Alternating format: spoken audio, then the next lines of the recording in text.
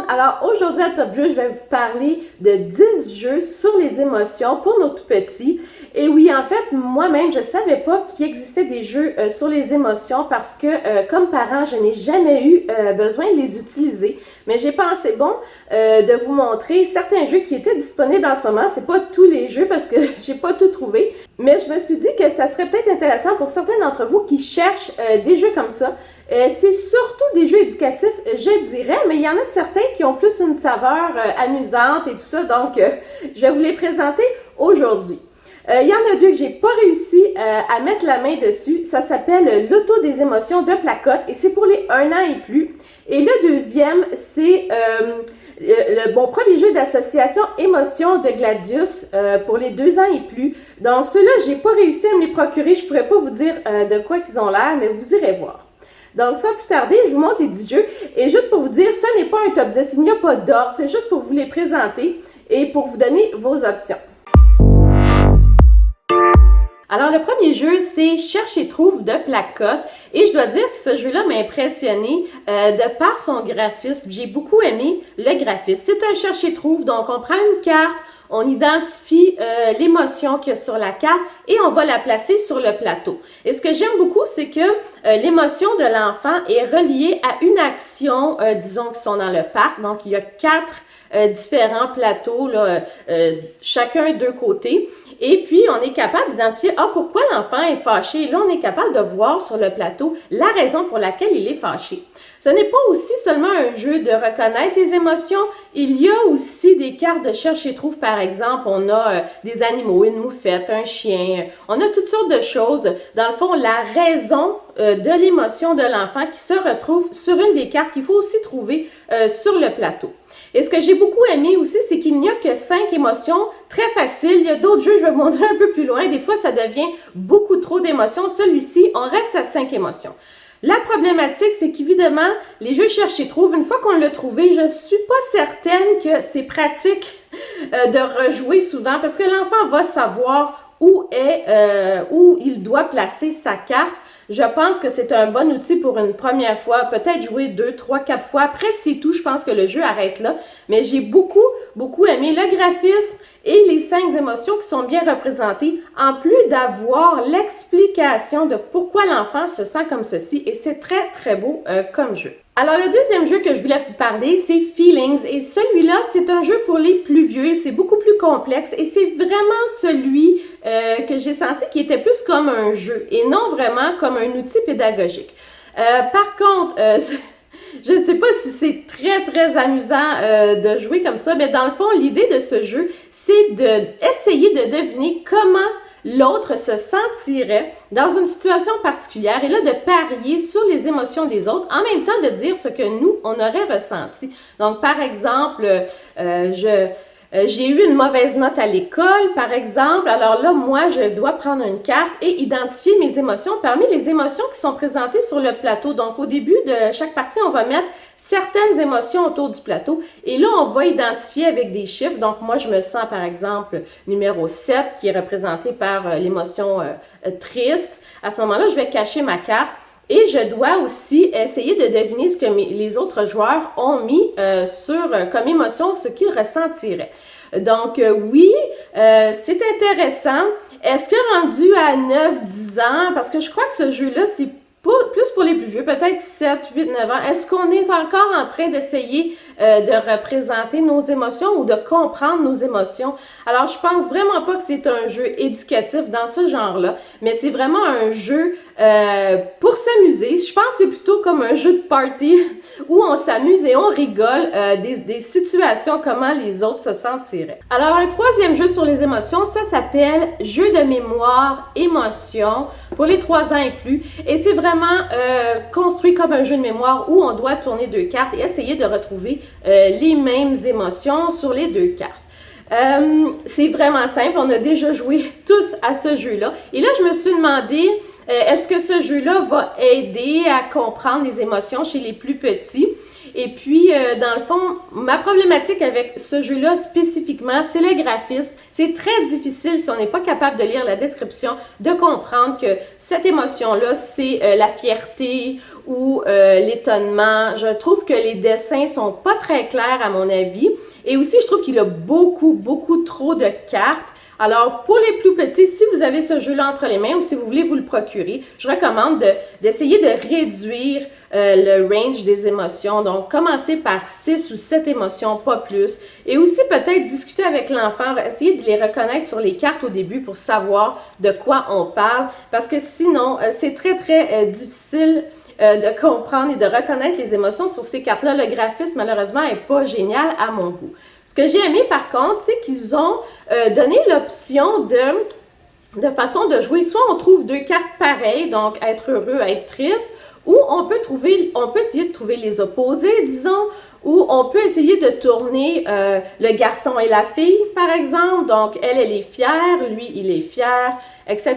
Donc, on peut essayer de mélanger et d'essayer de changer un petit peu le jeu de mémoire pour trouver différentes choses. Donc, pour ça, c'est intéressant. Alors, un autre des jeux, ça s'appelle Jouons avec les émotions. Je ne sais pas si on peut catégoriser ça vraiment de jeu. Je trouve que ce sont plutôt des flashcards où on a une image qui représente l'émotion. Et à l'arrière, on a une définition de l'émotion qui est simplifiée pour les enfants. Donc, dans ce sens-là, je trouve que c'est une bonne idée parce que des fois, c'est difficile comme parent d'expliquer des concepts aux enfants. Et ces cartes-là sont très bien faites comme ça, où on explique clairement qu'est-ce que la colère ou qu'est-ce que la fierté, etc. Encore une fois, l'image sur le dessus, c'est pas tout le temps évident de voir. Il y en a une des cartes, c'est boudeur. Je trouve que le dessin est un petit peu mal fait pour représenter un enfant qui est boudeur. Par contre, ça donne à la fin des options d'abord de discuter avec l'enfant de situations où il a été triste, par exemple, où il a été heureux. Et aussi, ça donne d'autres options. Donc, est-ce qu'on écrit une lettre? Donc, des activités à faire avec l'émotion qu'on parle du jour. C'est définitivement un outil pédagogique. En format flashcard. Donc, jouons avec les émotions. Alors, un autre jeu, c'est la planète des émotions, encore une fois de placotte. C'est un jeu vraiment éducatif. Encore une fois, ce que j'aime dans ce jeu, ce sont les graphismes, les dessins, les cartes, elles sont très claires. Les émotions sont très claires. Ils ont rajouté quelques émotions. Je pense qu'on en a une dizaine ou une douzaine d'émotions. Les images, elles sont très claires. Et les cartes montrent la situation dans laquelle l'enfant se sent triste, malheureux, fier, etc. Donc, pour moi, les cartes, elles sont géniales. Et le but du jeu, c'est vraiment de s'assurer que l'enfant est capable d'identifier l'émotion qu'il voit sur la carte. S'il est capable de le faire, il va avancer. Sinon, on peut l'aider à le faire.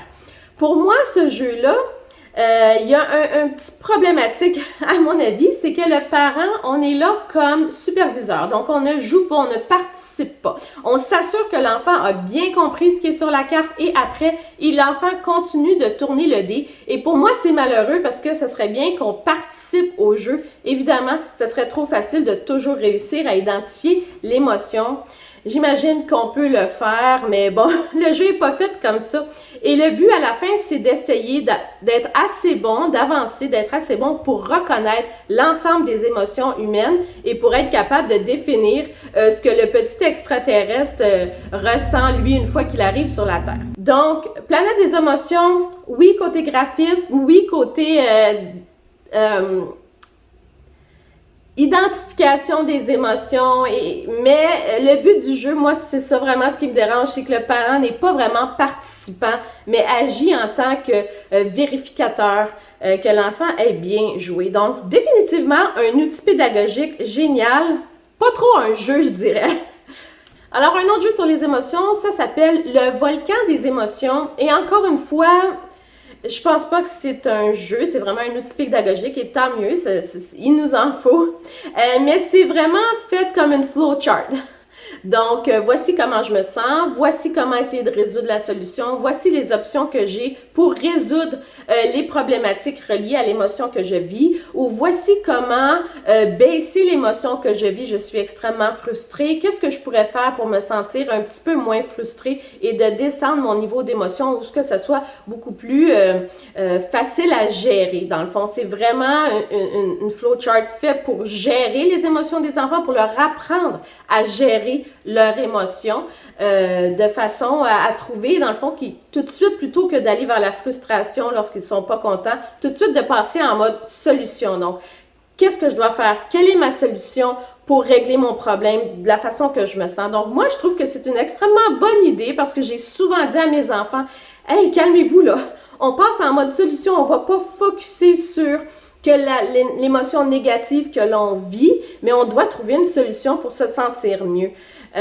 Est-ce que, comme je vous ai dit, c'est pas vraiment un jeu? Je pense que c'est vraiment un bon outil pour leur faire comprendre ça. Est-ce que ça fonctionne? Peut-être pas tout le temps, mais je pense que même plus vieux, on peut utiliser ça. C'est un peu enfantin, donc oui, pour les très petits. Moi, je pense que cette méthode-là, d'essayer de trouver des solutions, je pense que je l'utilise encore avec mes ados, où ils arrivent avec différents problèmes. Et même pour les adultes, je pense qu'on essaie toujours d'aller vers cette problem solving, où on essaie de trouver des solutions à nos problèmes. Pour nous, c'est plus simple. Pour les enfants, ce processus-là n'est pas acquis. Ils s'en vont tout de suite vers l'émotion la plus triste ou la plus dramatique, si on veut. Mais je pense que ce jeu-là peut aider le parent à guider son enfant vers les résolutions pour résoudre leurs problèmes émotionnels à ce moment-là. Donc, un très bon outil pédagogique pour ça. Alors, un autre jeu, c'est les émotions sur ma frimousse. C'est un jeu qui utilise une petite histoire. En fait, je pense qu'il y a deux ou trois histoires qui utilisent une petite histoire pour essayer de faire comprendre à l'enfant quelles sont les émotions par lesquelles on passe lorsqu'il se passe quelque chose comme un orage dehors, comment on se sent. Et c'est un jeu assez simple, je dirais, pour ça. Encore une fois, mon petit problème dans ce jeu-là, c'est le graphisme. C'est très difficile de comprendre que quand on a les sourcils comme ça en triangle, ça veut dire qu'on est fâché, ou quand on a les sourcils ou la bouche en vague, ça veut dire qu'on est inquiet. Je trouve que le graphisme est très complexe. Il n'identifie pas bien l'émotion. Et je pense que ce qui manque dans tous ces jeux-là, parce que j'en ai pas vu un encore, ce sont des photos. Et je pense que c'est ça qui représenterait bien les émotions dans ces jeux-là. Par contre, j'ai beaucoup aimé l'idée. Évidemment, l'image sur l'histoire est la même que la carte. Donc, on serait capable d'identifier facilement quelle est l'émotion. Par contre, il va falloir, comme parents, qu'on puisse lire et qu'on dise « Ah, c'est l'étonnement » ou « c'est la peur » ou « c'est la fierté ». Donc, un petit jeu rapide, en même temps que d'avoir une histoire. Je pense que le fait d'avoir l'histoire, c'est le premier qui est comme ça que j'ai vu. Et je trouve ça intéressant de vraiment passer par une histoire complète parce qu'en temps d'orage, par exemple, l'enfant va passer par différentes émotions au cours de la soirée. Et je pense que ce petit jeu-là, c'est ce qui amène d'intéressant et de différent aux autres. Ce n'est pas seulement une émotion que l'on va s'occuper, mais l'ensemble des émotions par rapport à une situation qui arrive en ce moment. Graphique, moyen, mais l'idée de l'histoire, j'ai bien aimé. Alors, un autre jeu, c'est Marion, Simon et leurs émotions. En fait, comment ça se passe, c'est que chacun a son plateau avec une série d'émotions. Et encore une fois, le graphisme n'est pas tout le temps clair dans ces cartes-là. Il y a le mot indiqué en bas, donc c'est important que l'enfant puisse lire ou que le parent puisse aider l'enfant à lire. Par contre, il y a des superbes cartes situations que j'aime beaucoup, beaucoup, où l'enfant n'a pas de tête. C'est peut-être un petit peu creepy dans ce sens-là. Mais ce que l'enfant doit faire, c'est qu'il doit prendre l'émotion et aller la poser sur la carte pour identifier l'émotion que l'enfant ressentirait. Donc, j'aime beaucoup ça. C'est pas vraiment fait comme un jeu, encore une fois, c'est vraiment un outil, mais en lisant les petites histoires, à ce moment-là, on est capable, l'enfant peut aller voir sur son plateau, aller chercher son émotion et la placer dans la situation à laquelle il pense que la situation s'applique selon l'émotion. Évidemment, il y a un plateau filles et garçons, donc ça, j'ai trouvé ça aussi intéressant. Mais en fait, c'est tout. Il y a rien d'autre. Donc, on gagne pas de points mais par contre, je pense que le parent pourrait participer à ça et on pourrait s'amuser à identifier les émotions. Mais mon problème vraiment dans ce jeu-là, encore une fois, c'est que c'est difficile d'identifier les émotions. Je pense qu'il y a beaucoup trop. Je pense qu'il y en a une quinzaine d'émotions. Et le graphisme est pas parfait pour ça, pour vraiment être capable d'identifier en dehors d'être heureux, fâché et triste. Là, les autres émotions sont extrêmement difficiles à représenter en graphisme. Je veux pas blâmer tous les graphismes, là, mais je comprends que c'est extrêmement difficile à représenter une émotion en dessin. Mais sinon, allez voir Marion Simon et les émotions. Je pense que c'est un bel outil pédagogique en classe. Je pense que pour les tout petits, c'est parfait. Alors, l'autre jeu que j'ai trouvé, c'est mon loto des émotions. En fait, je ne sais pas si on peut appeler ça vraiment les émotions. C'est vraiment, on a plusieurs cartes au départ. Je pense qu'il y a 6 différentes cartes. Et l'enfant doit choisir quelle émotion qu'il veut discuter. Donc, ça peut être la confiance en soi, ça peut être essayer de se calmer, ça peut être essayer d'être plus, de méditer, je crois, une des options. Et là, l'enfant va prendre le plateau pour ça. Je crois qu'il doit en prendre 2 au départ. Et là, on mélange toutes les cartes et là, on pige une carte. Et si la carte fait partie de notre plateau, à ce moment-là, on doit faire l'action qui va nous aider, par exemple, à se concentrer davantage. Donc, ça peut être n'importe quoi. Là, il y a 6 actions par plateau. Et là, ça va aider l'enfant à dire, bon, par exemple, si j'ai la difficulté à me concentrer, je peux essayer de fermer les yeux. Et là, on va faire à l'enfant l'activité qui est sur la carte. Donc là, il va fermer les yeux. Et je crois que c'est en espérant que lorsqu'il sera dans une situation comme ça, seul à l'école, par exemple, et qu'il va avoir besoin de se concentrer, il va être capable de réutiliser ces outils-là qu'on lui aura appris à la maison pour pouvoir se concentrer. Même chose pour se calmer, même chose pour méditer. Donc, c'est vraiment un outil pour ça. Par contre, évidemment, il y a beaucoup de hasard. Donc, c'est possible que toutes les cartes qu'on pige soient juste à une personne et que l'autre personne n'ait réalisé aucune tâche. C'est malheureux comme ça. Aussi, dépendant de l'action qu'on doit faire, il y a beaucoup de ces actions-là que ce sont des trucs physiques ou qui prennent du temps. Donc, 3, 4, 5 minutes ou va chercher telle chose, amène ton tapis de méditation, étends-toi sur le sol, alors que d'autres juste ferment les yeux. Donc, des fois, ça peut prendre plus de temps avec un enfant qu'avec l'autre. Moi, je recommande vraiment de prendre un plateau à la fois. C'est pas nécessaire d'en avoir plus. Puis, je recommande aussi peut-être d'enlever les cartes qu'on n'a pas de besoin. Mais dans le fond, c'est vraiment d'aider l'enfant à comprendre le processus de qu'est-ce que je fais, encore une fois, pour régler les problèmes lorsque je suis dans une situation comme ci ou comme ça et qu'il n'y a personne pour m'aider. Donc, quand je suis à l'école ou avec des amis ou dans une fête. Et donc, c'est vraiment pour leur apprendre ce processus-là de se calmer soi-même ou de comment méditer ou de contrôler plus ses émotions. Et finalement, le 10e jeu, c'est Drôle de famille. En fait, c'est un jeu des 7 familles qui fait encore partie je pense que c'est le 3e de la série de la compagnie Gladius. Encore une fois, j'ai un petit problème avec le graphisme. Par contre, c'est moins important dans ce jeu-là puisque chacune des familles est identifiée par une couleur d'abord et ensuite on n'est pas obligé, l'émotion est moins importante. Je pense que la seule chose qu'on doit dire, c'est as-tu la maman de la famille des fiers, la famille fière. Donc, c'est comme ça, je pense que l'enfant va apprendre plutôt les émotions. As-tu le papa de la famille des contents? Ou as-tu la maman de la famille des tristes? Donc, c'est un peu comme ça. Donc, c'est moins focusé sur l'émotion en tant que telle. Par contre, chaque carte a la représentation du père, de la mère, du garçon, de la petite fille, du bébé, avec l'émotion qui est correcte. Et c'est moins focusé là-dessus. Par contre, il y a des cartes additionnelles, des cartes étoiles. Et là, à ce moment-là, ça te permet de poser des questions. Donc, comment te sentirais-tu dans telle situation? Et là, d'utiliser tes cartes. Moi, je suis un petit garçon, voici mes options, voici comment je me sentirais. Donc, aussi, pas juste l'utiliser comme un jeu des 7 familles, mais de vraiment l'utiliser comme aussi un outil avec les questionnements. Donc, il pourrait être utilisé pour essayer de répondre et essayer de dire à l'enfant quelle est l'émotion qu'on ressent dans telle et dans telle situation. Donc, le graphiste est moins important dans ce jeu-là, puisque c'est vraiment un jeu des 7 familles, comme vous le connaissez. Donc, si vous aimez les jeux des 7 familles, je pense que vous pourrez aimer celui-ci aussi. Alors voilà, j'espère que parmi les 12 jeux que je vous ai présentés, vous pourrez trouver le jeu que vous cherchez pour votre enfant et qui est applicable à ce que vous voulez lui apprendre, parce que ce sont surtout des jeux pédagogiques et d'apprentissage. Évidemment, ça se peut qu'il y en a d'autres sur le marché que j'ai pas vu, que j'ai pas trouvé. Ça sera à vous et peut-être de m'envoyer un petit message pour me dire si vous en avez trouvé d'autres qui sont intéressants selon vous. Ça va peut-être aider les autres. En attendant, je vous dis à la prochaine. Bye bye.